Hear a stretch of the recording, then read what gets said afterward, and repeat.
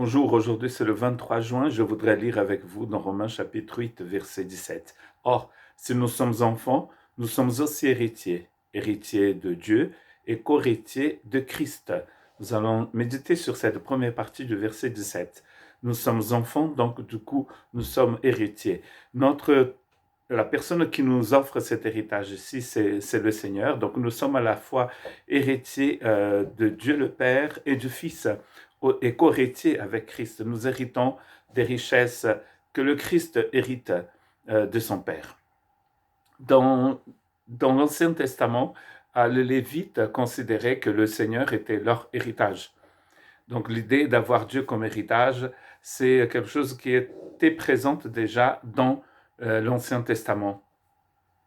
Certains vont penser que cet héritage ici, c'est un héritage futur que nous allons recevoir quand nous ne serons plus sur cette planète, le jour de notre mort, ou sinon à la fin de toutes choses, quand le Seigneur reviendra, et nous espérons, Maranatha, qu'il revienne bientôt.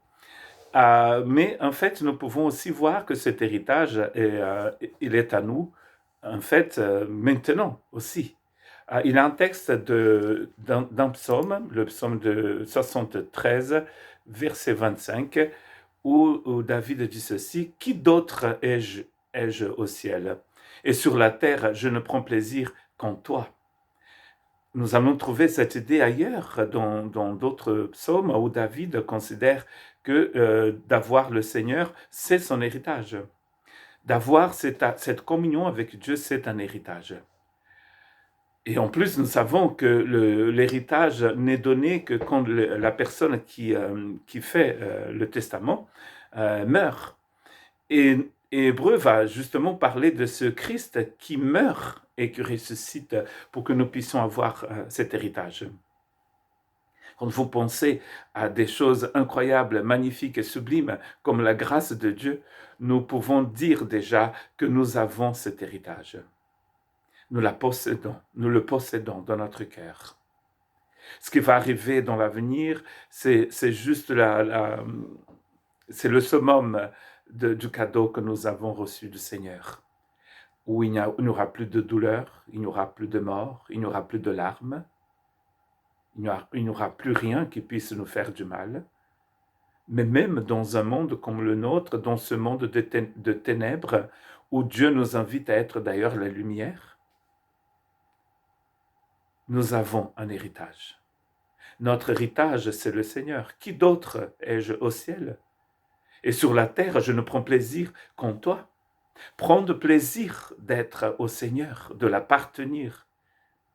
Il est notre héritage dès maintenant. Cela est très important parce que si nous pensons que le Seigneur est notre tout ici, nous allons fixer notre regard sur lui. Nous allons avancer en regardant le Seigneur. Dans les moments difficiles, dans les moments de persécution pour certains, dans les moments de détresse, de tribulation, nous n'allons pas faire du surplace, nous allons courir, nous allons continuer à courir, car nous avons compris que notre héritage, c'est le Seigneur. Qui d'autre? Comme dit Pierre dans Jean chapitre 6, quand Jésus demande, les gens partent parce qu'ils ont entendu ce discours qui est très difficile, qui est entièrement centré sur la personne de Jésus. À la veille, ils ont mangé du pain multiplié et des poissons aussi. Et là, ils restent, ils ont peut-être faim, mais d'autres choses que faim de la justice de Dieu. Et quand Jésus commence à parler de lui, Jésus va entièrement centrer son discours de Jean 6 sur sa personne. Et même le pain, c'est lui, il faut manger de lui.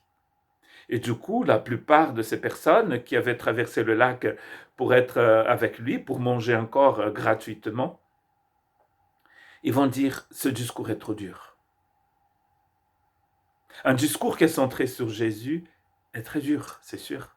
Parce qu'il va falloir que nous prenions des décisions, que nous connaissions notre position devant ce Jésus qui a tout. Et donc Jésus va demander aux 12 qui sont restés, et vous n'allez pas partir? Et Pierre, Pierre va dire quelque chose d'essentiel, de très important. À qui irions-nous? Tu as le seul à avoir des paroles de vie éternelle. Cette vie éternelle fait partie de l'héritage que Dieu nous donne aujourd'hui. Nous avons en lui la vie éternelle. Pas nous aurons seulement la vie éternelle, mais nous avons la vie éternelle maintenant. Cette qualité de vie essentielle pour notre vie. Sans la vie éternelle, nous sommes morts, c'est sûr. Que nous puissions regarder cet héritage comme quelque chose de sublime et de précieux que Dieu nous a donné aujourd'hui, pour que nous puissions marcher avec lui, pour que nous puissions marcher vers cet héritage final. On dirait même un nom d'un film, l'héritage final. Mais avant ce grand jour, nous pouvons déjà dire, comme la personne qui a écrit ce psaume 73, sur la terre, je ne prends plaisir qu'en toi.